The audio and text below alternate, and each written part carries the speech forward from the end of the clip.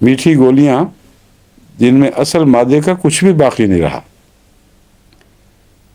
اور لہروں کی موجودگی کا کوئی پتہ کسی سائنسی آلے کے ذریعے نہیں معلوم کیا جا سکتا۔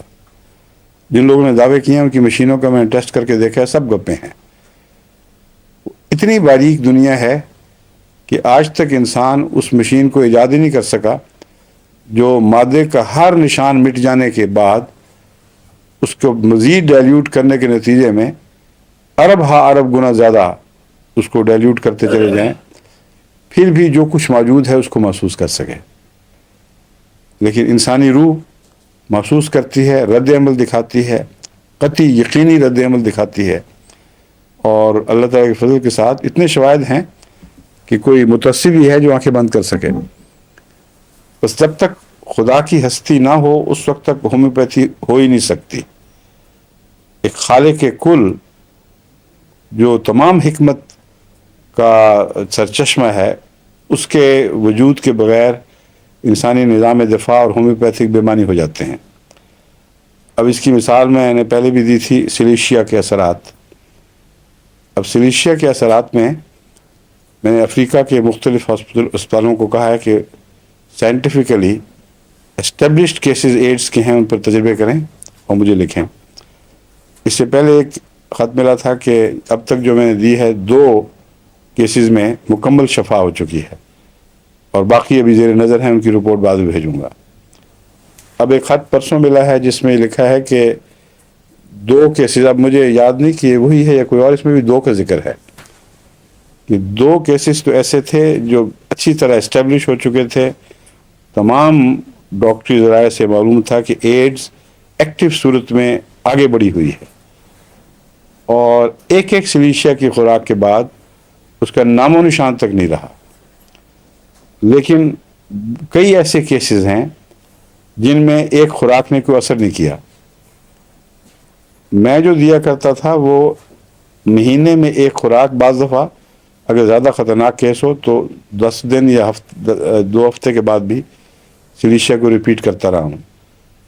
انہوں نے یا سمجھا نہیں یا مجھے بتانا بھول گیا ہوگا، یہ وہ سمجھتے تھے کہ صرف ایک دے کر بیٹھ جانا ہے۔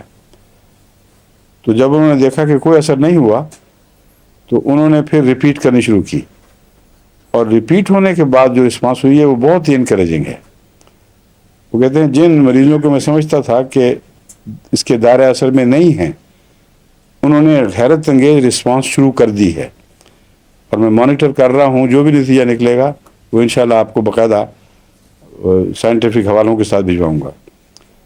اب یہ 1 لاکھ آپ کو پتہ ہے کیا چیز ہے؟ ساری کائنات میں اتنے الیکٹرانز نہیں ہیں، مالیکیولز اور ایٹمز کی نہیں، بلکہ سب ایٹامک پارٹیکلز کو بھی شمار کر لیں تو اتنی تعداد نہیں ہے ان کی جو 1 لاکھ پوٹینسی کے ہندسے میں آتی ہے۔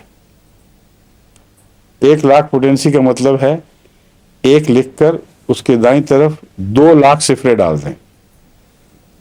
اب جن کو حساب سے واقفیت نہیں ان کو تو پتہ نہیں، وہ بچ گئے، ورنہ جن کو حساب آتا ہو وہ پاگل ہو جائیں گے سوچ کے یہ کیا چیز ہے۔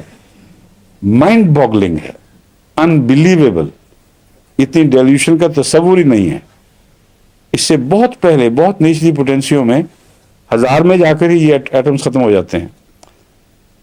یہ ڈیلیوشن اتنی ہے، اور وہ میٹھا جس کو بعض قطروں سے تر کیا گیا ہے، جس کو کم کرتے کرتے یہاں تک پہنچا دیا گیا، وہ دماغ پہ اثر کرتا ہے، روح پہ اثر کرتا ہے، اس سے رسپانس ہوتی ہے، اور وہ چیزیں جن میں انسانی شفا کا علم بالکل ہتھیار ڈال بیٹھا تھا، ان میں اندر سے کچھ مقابلے کی طاقت پیدا ہوتی ہے، اور وہ خدا کے فضل سے ٹھیک ہو جاتا ہے۔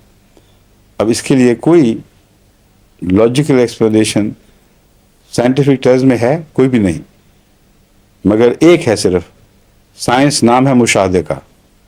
سمجھ آئے یا نہ آئے، جہاں مشاہدہ لے کے جائے انگلی اس کو پکڑاؤ اور اس کے پیچھے چلو، تعصب کو رستے میں حائل نہیں ہونے دینا۔